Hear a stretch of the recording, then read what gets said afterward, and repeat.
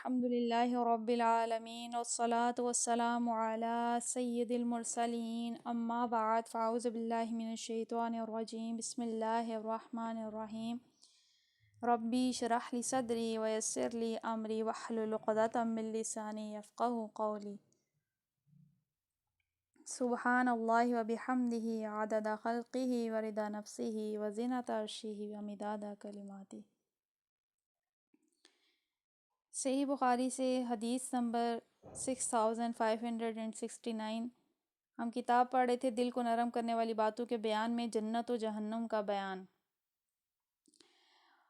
ان سے ابو ہریرہ رضی اللہ تعالیٰ عنہ نے بیان کیا کہ نبی کریم صلی اللہ تعالیٰ علیہ وآلہ وسلم نے فرمایا، جنت میں جو بھی داخل ہوگا اسے اس کا جہنم کا ٹھکانہ بھی دکھایا جائے گا کہ اگر نافرمانی کی ہوتی تو اسے وہاں جگہ ملتی تاکہ وہ اور زیادہ شکر کرے، اور جو بھی جہنم میں داخل ہوگا اسے اس کا جنت کا ٹھکانہ بھی دکھایا جائے گا کہ اگر وہ اچھے عمل کیے ہوتے تو وہاں جگہ ملتی تاکہ اس کے لیے حسرت و افسوس کا باعث ہو۔ یعنی ہر شخص کے لیے جو ہے ایک جہنم میں ٹھکانہ ہے، ایک جنت میں ٹھکانہ ہے۔ یعنی اب کوئی کافر بھی ہے تو اللہ نے سب کا ٹھکانہ رکھا ہے، یعنی سب کا گھر جنت میں بنایا ہے۔ اب وہ اپنے عمل سے جہنم میں چلا جائے تو اس کا اپنا عمل ہے، البتہ ایک جہنم میں بھی ٹھکانہ ہے کہ اگر وہ معصیت کرے گا تو یہاں جائے گا۔ تو سب انسان اپنی اپنی جگہ پہ اپنے عمل کی بیس پہ پہنچ جائیں گے، جنہوں نے نیک کام کیے جنت میں پہنچ جائیں گے، لیکن انہیں ایک بار دکھایا ضرور جائے گا کہ یہ جہنم کی آگ اور عذاب ہے جہاں تم پڑے رہتے اگر تم جو ہے نیک عمل نہ کرتے، اور جو جہنمی ہے اس کو بھی دکھایا جائے گا کہ اگر تم کوشش کر لیتے تو تم یہاں ہوتے، تو اس کے لیے تو مزید افسوس میں اضافہ ہوگا۔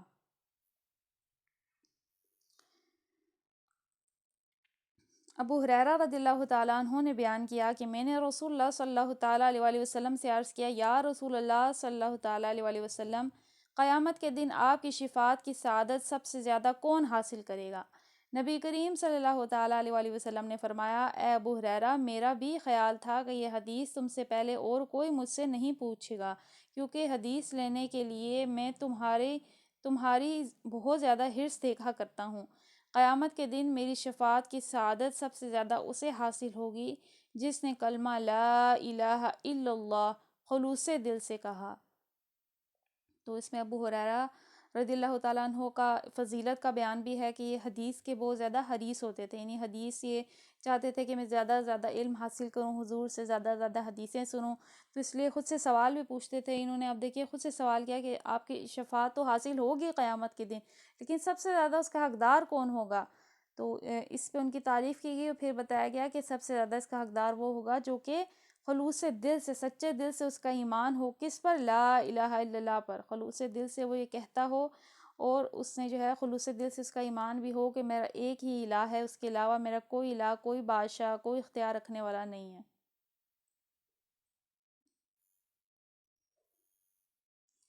عبداللہ بن مسعود رضی اللہ تعالیٰ عنہ نے بیان کیا کہ نبی کریم صلی اللہ تعالیٰ علیہ وآلہ وسلم نے فرمایا کہ میں خوب جانتا ہوں کہ اہل جہنم میں سے کون سب سے آخر میں وہاں سے نکلے گا، اور اہل جنت میں کون سب سے آخر میں اس میں سے داخل ہوگا۔ ایک شخص جہنم سے گھٹنوں کے بل گھسیٹتے ہوئے نکلے گا اور اللہ تعالیٰ اس سے کہے گا کہ جاؤ اور جنت میں داخل ہو جاؤ۔ وہ جنت کے پاس آئے گا لیکن اسے ایسا معلوم ہوگا کہ جنت بھری ہوئی ہے، چنانچہ وہ واپس آئے گا اور عرض کرے گا، اے میرے رب، میں نے جنت کو بھرا ہوا پایا۔ اللہ تعالیٰ پھر اس سے کہے گا کہ جاؤ اور جنت میں داخل ہو جاؤ۔ وہ کہے گا لیکن اسے ایسا معلوم ہوگا کہ جنت بھری ہوئی ہے۔ وہ واپس لوٹے گا اور عرض کرے گا، اے میرے رب، میں نے جنت کو بھرا ہوا پایا۔ اللہ تعالیٰ فرمائے گا، جاؤ اور جنت میں داخل ہو جاؤ، تمہیں دنیا اور اس سے 10 گنا زیادہ دیا جاتا ہے۔ یا اللہ تعالیٰ فرمائے گا کہ تمہیں دنیا کے 10 گنا دیا جاتا ہے۔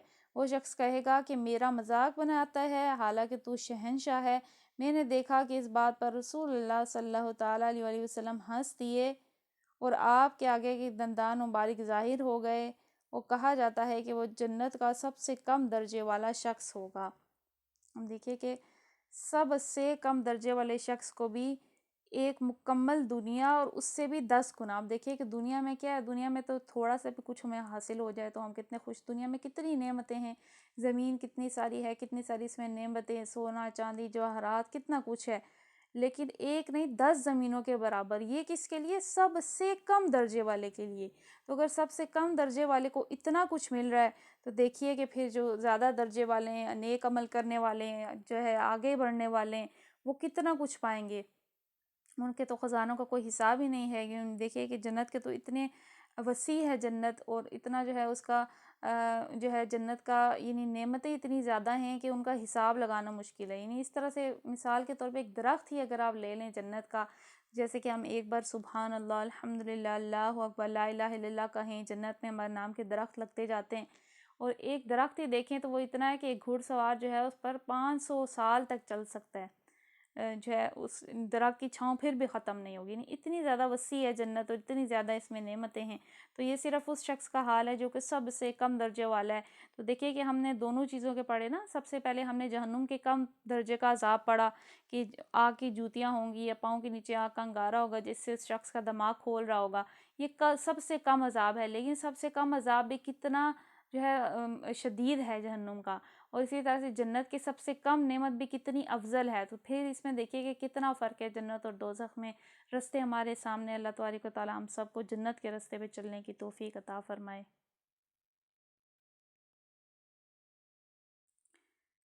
اگلی حدیث پڑھتے ہیں. اس سے اگلی حدیث جامع ہے تو اس کو کل ہم پڑھیں گے.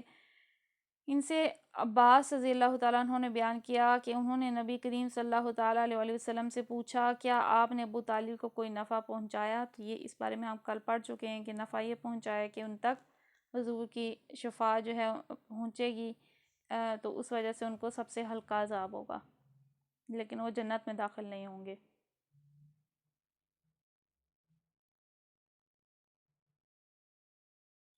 ابھی ہم تفسیر کی طرف چلتے ہیں. الحمدللہ ہماری سورہ آل عمران کی صرف 19 آیتیں باقی ہیں، پھر ہماری سورہ آل عمران مکمل ہو جائے گی. تو کل ہم نے کیا پڑھا تھا؟ کل کا تھوڑا سا خلاصہ بتائیں، ہم نے کس کس حوالے سے تذکرہ پڑھا تھا؟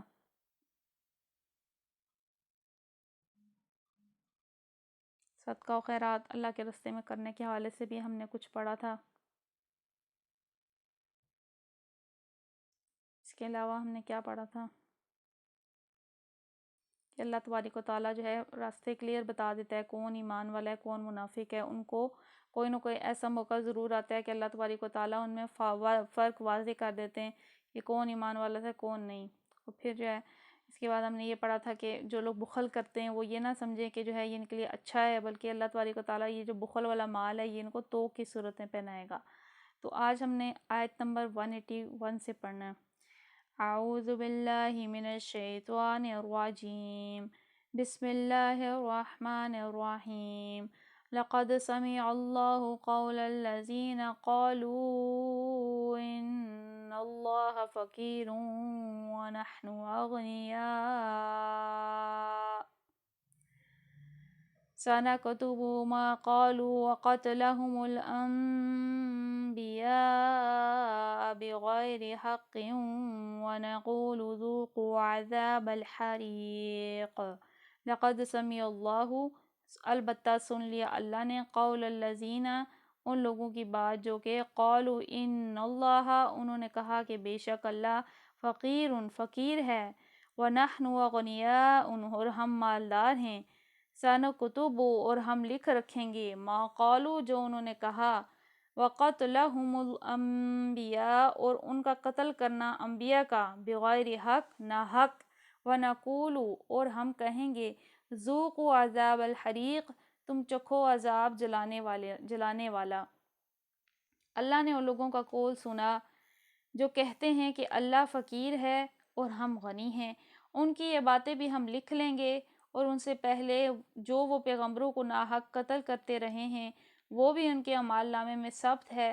جب فیصلے کا وقت آئے گا اس وقت ہم ان سے کہیں گے کہ لو آپ عذاب جہنم کا مزہ چکھو.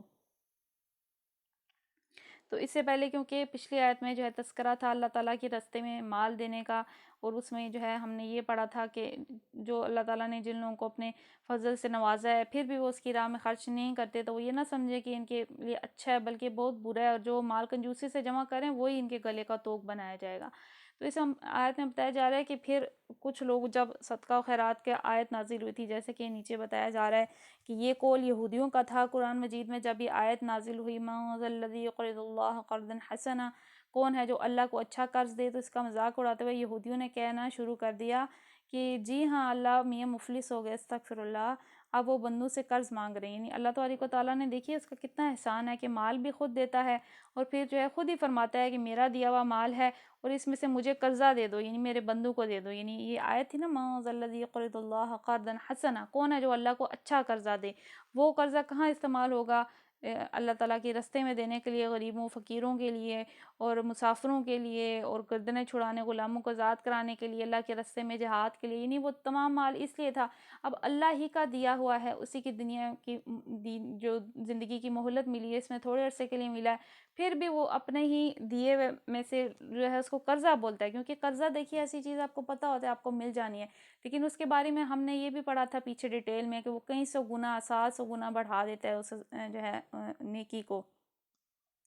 تو اب جو کافر ہیں جو مانتے نہیں ہیں یہودی، انہوں نے یہ کہنا شروع کر دیا کہ جو ہے اللہ تبارک و تعالیٰ استغفر اللہ بندوں سے مانگ رہے ہیں۔ تو اللہ فرما رہا ہے کہ اللہ ان کی باتیں لکھ رہا ہے، کیوں انہوں نے یہ کہنا شروع کر دیا کہ اللہ فقیر ہے، ہم سے مانگتا ہے، استغفر اللہ، معاذ اللہ، ہم غنی ہیں، اللہ ہم سے مانگ رہا ہے۔ تو اب ان کی باتیں اللہ تبارک و تعالیٰ فرما رہا ہے کہ وہ لکھ رہا ہے، وہ منہ سے تو وہ بول رہے ہیں کول، اللہ تو ان کی رسی کھلی چھوڑی، ان کو ڈھیل دی ہوئی ہے، ان کو مہلت ملی ہوئی ہے زندگی میں کہ توبہ کر لیں، ابھی توبہ کے دروازے کھلیں، البتہ لکھی جا رہی ہیں باتیں، اعمال نامے جو ہے فرشتے کرامن کاتبین ہر لمحے منہ سے نکلی ہوئی ایک ایک بات لکھ لیتے ہیں۔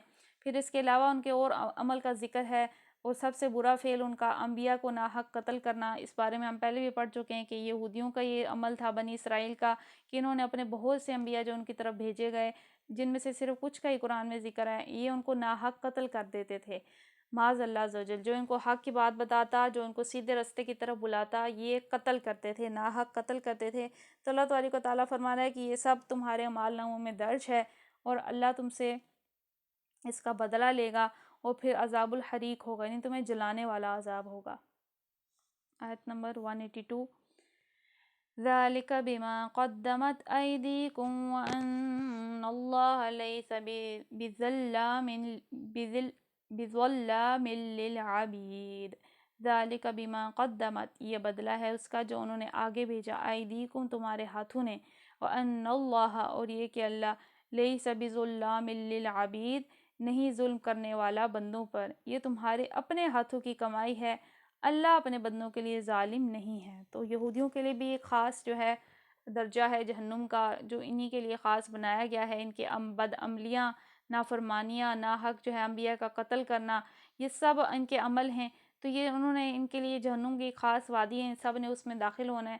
پھر اللہ فرما رہے تمہارے اپنے ہاتھوں نے ہی کمایا تھا، ہم نے تو تمہیں مہلت دی تھی کہ مسلمان ہو جاؤ، عمل کر لو، سیدھے راستے پہ آ جاؤ، ایمان لے آؤ، لیکن تم خود ہی نہیں لائے، تو فرمایا ہے کہ تمہاری اپنی ہی کمائی ہے، اللہ بندوں پر ظلم نہیں کرتا۔ دیکھیے اللہ اتنا مہربان ہے، اسے دونوں راستے کلیئر کر دیے، جنت کا بھی دوزخ کا بھی، اب آگے انسان کا اپنا عمل ہے، انسان خود کو کوسے۔ آیت نمبر 183، الذین قالوا ان اللہ عہد الینا الا نؤمن لرسول حتی یأتینا بقربان تأکلہ النار قل قد جاءکم رسل من قبل بالبينات وبالذي قلتم فلما قتلتموهم إن كنتم صادقين۔ الذین قالوا، جن لوگوں نے کہا، ان اللہ عہد الینا، کہ اللہ نے ہم سے عہد لیا، اللہ نؤمن، یہاں تک کہ نہ ہم ایمان لائیں، لرسول، کسی رسول پر، حتی یأتینا بقربان، یہاں تک کہ وہ لائے ہمارے پاس قربانی، تأکلہ النار، جسے آگ کھا لے۔ قل قد جاءکم رسل من قبلی، آپ کہہ دیں کہ تمہارے پاس اس سے پہلے بہت سارے رسول آئے، بالبینات، واضح نشانیوں کے ساتھ، وبالذی، اور اس کے ساتھ جو تم کہتے ہو، فلما قتلتموہم، پھر تم کیوں انہیں قتل کیا، ان کو تم صادقین، اگر تم سچے ہو۔ جو لوگ کہتے ہیں کہ اللہ نے ہم کو ہدایت کر دی ہے کہ ہم کسی کو رسول تسلیم نہ کریں گے جب تک کہ وہ ہمارے سامنے ایسی قربانی نہ کرے جسے غیب سے آ کر آگ کھا لے، ان سے کہو تمہارے پاس مجھ سے پہلے بہت رسول آ چکے ہیں اور بہت سی روشن نشانیاں لائے ہیں، اور وہ نشانی بھی لائے ہیں جس کا تم ذکر کرتے ہو۔ اگر ایمان لانے کے لیے یہ شرط پیش کرنے میں تم سچے ہو تو ان رسولوں کو تم نے کیوں قتل کیا؟ اب جو ہے یہ واقعہ جو ہے قرآن سے بھی جو ہے کئی جگہ پہ اور اسی طرح سے کتابوں میں تفسیر کی کتابوں میں درج ہے کہ پہلے زمانے میں جب قربانی دی جاتی تھی تو اس کا طریقہ یہ ہوتا تھا کہ آسمان سے ایک آگ اترتی تھی اور اس قربانی کو کھا لیتی تھی، یعنی اس کو لے جاتی تھی، اور جس کی قربانی قبول نہیں ہوتی تھی تو وہ ویسے ہی پڑی رہتی تھی۔ جیسا کہ جو ہے حابیل اور قابیل نے قربانی کی تھی تو حابیل کی قربانی قبول ہو گئی تھی، اس کو آگ نے آ کے کھا لیا تھا، لیکن قابیل کی نہیں ہوئی تھی۔ تو یہ پہلے زمانے میں تھا۔ یہ تو اللہ کی خاص رحمت ہے ہم سب پر، دیکھیے کہ ہم قربانی بھی خود کرتے ہیں اور کھاتے بھی خود ہیں، ورنہ اگر آگ کھا لے تو پھر ہمارے پاس تو کچھ بھی نہیں بچے گا۔ تو اللہ تبارک و تعالیٰ کی خاص رحمت ہے، یہ قربانی بھی اس کے لیے کرتے ہیں، استعمال بھی خود کرتے ہیں۔ اب یہاں پہ جو بتایا جا رہا ہے اس حوالے سے، یہ یہودیوں کا تھا۔ یہودیوں نے ایک کہنا کہ ہم نہیں رسول مانیں گے، ہمیں حکم یہ کیا گیا ہے کہ ہم رسول نہیں مانیں گے جب تک جو ہے وہ شخص قربانی کرے جسے آگ آ کر کھائے۔ بائبل میں متعدد مقامات پر یہ ذکر آیا ہے کہ خدا کے ہاں کسی قربانی کے مقبول ہونے کی علامت یہ تھی کہ غیب سے ایک آگ نمودار ہو کر اسے بھسم کر دے۔ یہاں پہ ریفرنس بھی دیا گیا ہے۔ نیز یہ ذکر بھی بائبل میں آتا ہے کہ بعض موقع پر کوئی نبی سوختنی قربانی کرتا تھا اور ایک غیبی آگ آ کر اسے کھا لیتی تھی۔ تو اب یہ کہ قربانی کے قبول ہونے کی یہ جو ہے نشانی تھی، نہ کہ اس کی نشانی کہ کوئی نبی ہے یا رسول ہے یا نہیں، صرف اس کی بات کی نشانی تھی کہ اس کی قربانی قبول ہو گئی ہے۔ لیکن کسی جگہ یہ نہیں لکھا کہ اس طرح تو قربانی نبوت کے لیے کوئی ضروری علامت ہے، یا یہ کہ جس شخص کو یہ موضع نہ دیا گیا ہو وہ نبی نہیں ہو سکتا۔ یہ محض ایک من گھڑت بہانہ تھا جو یہودیوں نے محمد صلی اللہ تعالیٰ علیہ وسلم کی نبوت کا انکار کرنے کے لیے تصنیف کر لیا تھا۔ لیکن اس سے بھی بڑھ کر ان کا حق دشمنی کا ثبوت یہ تھا کہ خود انبیاء بنی اسرائیل میں سے بعض نبی ایسے گزرے ہیں جنہوں نے آتشیں قربانی کا یہ موضع پیش کیا اور پھر بھی یہ جرائم پیشہ لوگ ان کے قتل سے باز نہ رہے۔ تو یہ جو ہے بہت زیادہ نافرمان لوگ تھے، اسی لیے اب یہ دھتکارے ہوئے ہیں۔ تو ان کا عمل کیا تھا کہ انبیاء سے نشانیاں مانگتے تھے، ان کی من پسند نشانیاں، جیسا کہ دیکھیے کہ حضرت موسیٰ علیہ السلام کے دور میں دیکھیے کتنی ساری نشانیاں، ہم نے سورہ بقرہ کی تفسیر میں کتنی ساری نشانیاں پڑھی ہیں، من و سلوہ کا ان پہ اترنا، پھر ان کے جسم کے ساتھ ساتھ ان کے کپڑوں کا بڑھنا، ان پہ ابر کا سایہ رہنا، ان کو کتنی ساری نعمتیں اللہ تبارک و تعالیٰ نے، پھر سمندر کا ان کے لیے کھل جانا، فرعون کے لشکر سے ان کا محفوظ رہنا، کتنی ساری چیزیں ان کو اللہ تبارک و تعالیٰ نے ان پہ رحم و کرم کیا، ان کی من پسند جو ہے معجزات ان کو عطا کیے، من پسند کھانا تک ان کو عطا کیا۔ تو ان کا کیا عمل تھا کہ اس کے باوجود بھی انہوں نے اپنے انبیاء کو قتل کیا، کیونکہ ان کی طرف ایک دو نہیں متعدد ایک کے بعد بہت سارے انبیاء بھیجے گئے، جیسا کہ ہم پڑھتے ہیں نا 1,24,000، تو قرآن میں تو صرف 20-25 کا ہی ذکر ہے نا۔ تو جو دیگر انبیاء ہیں وہ ان کی طرف بھیجے جاتے تھے، اور یہ نشانیاں جیسے یہ نبی پاک سے مانگ رہے ہیں ایسی نشانیاں بھی دکھائی جاتی تھیں کہ آسمان سے آگ اترے وہ نشانی کھا لے، لیکن جو ایمان نہیں لاتا پھر اس کے لیے کوئی موضع کوئی معنی نہیں رکھتا، وہ تو یہی کہے گا میری نظر بندی ہو گئی ہے، جادو ہو گیا ہے۔ تو ان کو جو ہے بتایا گیا ہے کہ یہ تمہارا عمل تھا۔ مثال کے طور پر بائبل میں حضرت الیاس علیہ السلام ایلیا تشبیہ کے متعلق لکھا ہے کہ انہوں نے بعال کی پجاریوں کو چیلنج دیا کہ مجمع عام میں ایک بیل کی قربانی تم کرو اور ایک کی میں کرتا ہوں، جس کی قربانی کو غیبی آگ کھا لے وہی حق پر ہوگا۔ یعنی وہ جسٹ اس کے لیے کرتے تھے کہ ایمان والے کی قربانی قبول ہوتی ہے۔ چنانچہ ایک خلق کثیر کے سامنے مقابلہ ہوا اور غیبی آگ نے حضرت الیاس علیہ السلام کی قربانی کھائی، لیکن اس کا جو کچھ نتیجہ نکلا وہ یہ تھا کہ اسرائیل کے بادشاہ کی بال پرست ملکہ حضرت الیاس علیہ السلام کی دشمن ہو گئی، اور وہ زن پرست بادشاہ اپنی ملکہ کی خاطر ان کے قتل کے در پہ ہوا اور ان کو مجبوراً ملک سے نکل کر جزیرہ نما سینا کے پہاڑوں میں پناہ لینی پڑی۔ حضرت الیاس کا تذکرہ تو ہے قرآن میں، تو ان کا یہ موضوع تھا کہ لوگ جو ہے اس کو قبول نہیں کرتے تھے۔ تو جیسا کہ بتایا جا رہا ہے کہ تو وہاں پہ جو آگ کے پجاری تھے، اس طرح بال کے پجاری لکھا ہے، ان کو انہوں نے فرمایا کہ اگر تم خود کو حق پر سمجھتے ہو تو تم بھی قربانی کرو، ہم بھی کرتے ہیں، جس کی قبول ہو جائے گی وہ حق پر ہوگا۔ تو وہاں کی ملکہ ان کے خلاف تھی، جیسا کہ ہم نے پڑھا، پھر ان کو وہاں سے جو ہے اپنی جان کے در پہ جو ہے ان کے قتل کے در پہ ہو گئے تھے، بادشاہ ان کے قتل کے در پہ ہو گیا تھا، تو اس لیے ان کو وہاں سے جانا پڑا۔ اسی بنا پر ارشاد ہوا ہے کہ حق کے دشمنوں، تم کس منہ سے آتش قربانی کا موضع مانگتے ہو؟ جن پیغمبر نے یہ موضع دکھایا تھا انہی کے قتل سے تم کب باز رہے ہو؟ تو اب جو ہے اس آیت میں انہی واقعات کا ریفرنس سے جو ہے یہ بیان کیا گیا ہے کہ انہوں نے نبی پاک سے بھی یہ فرمایا، تو اللہ نے فرمایا کہ تم سے پہلے تو بہت سارے رسول یہ نشانیاں لے کر آئے ہیں، اس کے باوجود تم نے ان کو قتل کیوں کیا؟ پھر اللہ فرما رہے اپنے نبی سے، فَإِن كَذَّبُوكَ فَقَدْ كُذِبَتْ رُسُلٌ مِّن قَبْلِكَ جَاءُوا بِالْبَيِّنَاتِ وَالزُّبُرِ وَالْكِتَابِ الْمُنِيرِ۔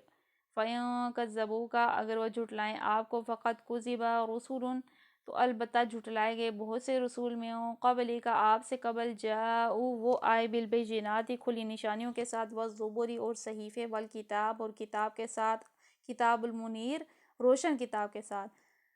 اب اے محمد اگر یہ لوگ تمہیں جھٹلاتے ہیں تو بہت سے رسول تم سے پہلے جھٹلائے جا چکے ہیں، جو کھلی کھلی نشانیاں اور صحیفے اور روشنی بخشنے والی کتابیں لائے تھے۔ تو کیونکہ 1,24,000 انبیاء رسول مختلف دوروں میں بھیجے گئے اور جھٹلائے گئے، تو اللہ جو ہے اپنے نبی کی حوصلہ فرماتا ہے کہ آپ ہمت نہ ہاریے، آپ یہ پہلے نہیں ہیں آپ کہ جن کو جھٹلایا جا رہا ہے، آپ سے پہلے بہت سے نبی اور رسول آئے، وہ تو واضح واضح معجزات نشانیاں لائے، جو ایمان حق لانے والا نہیں ہوتا وہ قبول نہیں کرتا، تو ان کو جو ہے روشن کتابیں، صحیفے، سب کچھ دیا گیا تھا، وہ قبول نہیں کرتے۔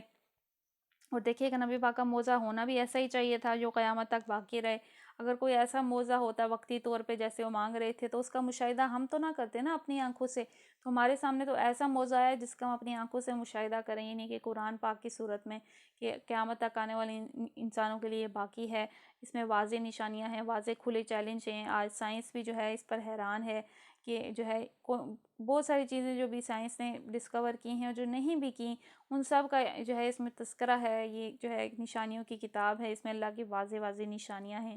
تو اللہ تبارک و تعالی ہمیں سمجھ عطا فرمائے، ان چیزوں کو سمجھنے کی توفیق عطا فرمائے، ان ڈیپس کو سمجھنے کی توفیق عطا فرمائے، اور اللہ تبارک و تعالی ہمارے لیے جنت کا رستہ آسان کر دے، ہمیں جنت الفردوس میں وہ مقام جو اس نے ہمارے لیے رکھا ہے، ہمیں اس پر عافیت سے پہنچنا نصیب فرمائے، ہمیں بد عملیوں کو ہم سے دور فرمائے، ہماری کمزوریوں پر رحم فرمائے، اور ہمیں نیک عمل کرنے کی توفیق عطا فرمائے۔ آمین بجاہ النبی الامین صلی اللہ تعالی علیہ وآلہ وسلم۔ سبحانک اللہم وبحمدک لا الہ الا انت، استغفرک واتوب الیک، استغفرک واتوب الیک، استغفرک واتوب الیک۔ بسم اللہ الرحمن الرحیم، وصلی اللہ علی محمد صلی اللہ تعالی علیہ وآلہ وسلم۔ السلام علیکم ورحمۃ اللہ وبرکاتہ۔